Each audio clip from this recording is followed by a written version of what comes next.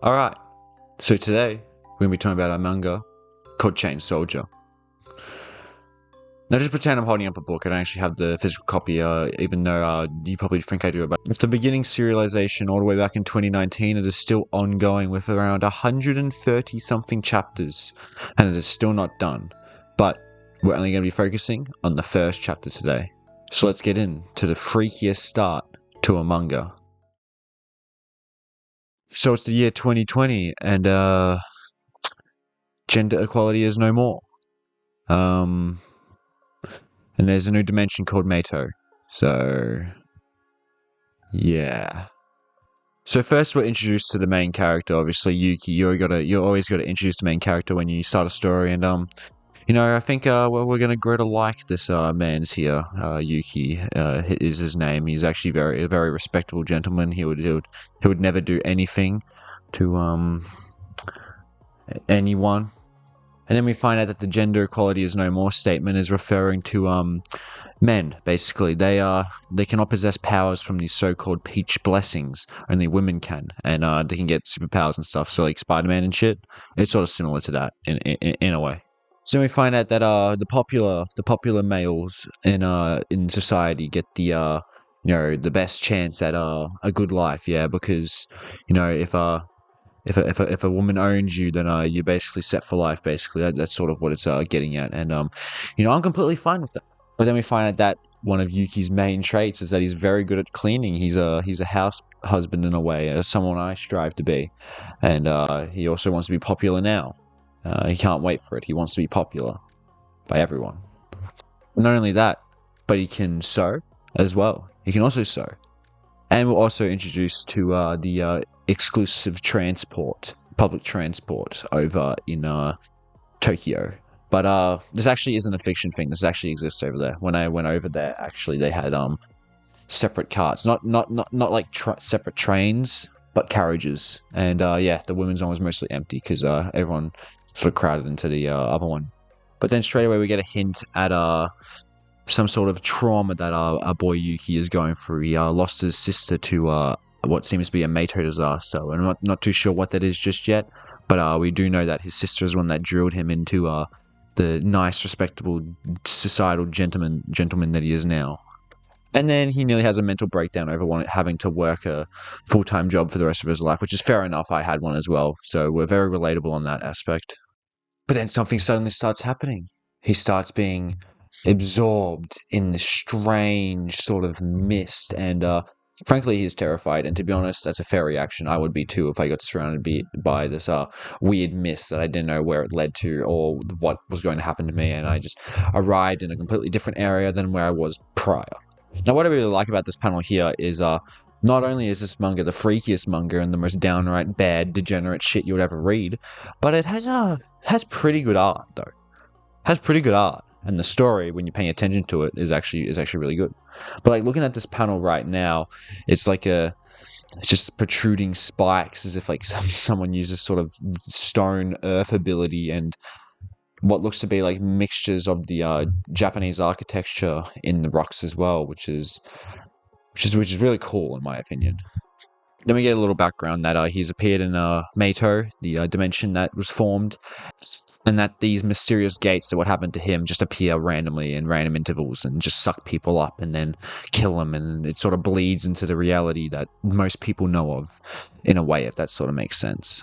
Now we get a bit of background on what's actually going on in this dimension and what caused a few things and new things that have popped up. And firstly, there's these weird, scary things called Yomotsu Shuki, also known as Shuki, which is how they're referred to in the manga as a shortened version, just to clarify that. And also the introduction of what people just call peaches, which grant special abilities to women and women alone. And obviously, that caused the gender equality pillars to crumble. I guess whoever this almighty being was decided, fuck all y'all. You men have been doing dumb shit for the entire fucking lifespan of your species, so get the fuck out of here. And then, that's sort of what happened. And also the Mato Defense Force that is full of badass women that fuck shit up. So, this manga is going to be good when you see that. And just like all of us, Yuki gets a bit scared. He doesn't know what to do, so he decides to look up on YouTube.com to find a tutorial on how to actually survive in this dimension known as Mato. And before we know it, he gets jumped. So he's been stuck in a Mato disaster, and now he's face to face with what looks to be a 10-foot, 15-foot being of some random origin that I don't really know. Looks demonic as shit, bro. Looks like he's about to do something crazy to him, about to get touched. Look at that! Look at that facial expression on that thing. That's the facial expression of someone's about to touch someone. If I've ever seen something like that. And obviously, he just makes a break for his life. He doesn't want to die. He doesn't want to die yet. He's too young and yada yada, things like that. He was tired of boring days, but he didn't want to just be thrown into a death trap. And and then he gets saved by the one and only. Now, this is the first look at one of the greatest characters in this manga, Kyoka. So she fucks shit up a lot and fucks Yuki up a lot. So look forward to that. She eviscerates some of them, absolutely obliterating them. To have a quick introduction, and by introduction I mean she just introduces herself, then before they know it, they're surrounded by an entire army of these Shuki things, and there's no way they're getting out of this unless Kyoka can pull something out of her ass and absolutely eviscerate them. So they make for a break for it, hop onto that Shuki's back that seems to be on their side. They run, but that thing gets absolutely blown to smithereens, just chopped up, completely dead, completely gone, gibbed and shit like that. Actually, just useless piece of fucking shit ever. Honestly. So she stabs what seems to be some sort of talisman thing, is what I assume it to be. Small barrier proceeds, and then we get to see what her dream is, to lead all the chiefs. So there's 7 chiefs. 7 chiefs. She's the 7th unit leader. She wants to lead all of them. She wants to be the top dog, wants to own all of them. So she's a bit freaky if I say so. If I don't say so myself. So then she asks for Yuki's name. He also responds, his name's Yuki. And then she's asking him for help. He's enthusiastic at the fort because he wants to help. He wants to be a hero, He wants to do all of that. So he's like, well said. And then it all starts to crumble. I'd take this offer. But moving on after that panel, we learn what her ability is, and her ability is to enslave anything really. Shuki, humans, dogs maybe, I don't really know. But she can enslave things, and it powers them up. It draws out their full potential in a way.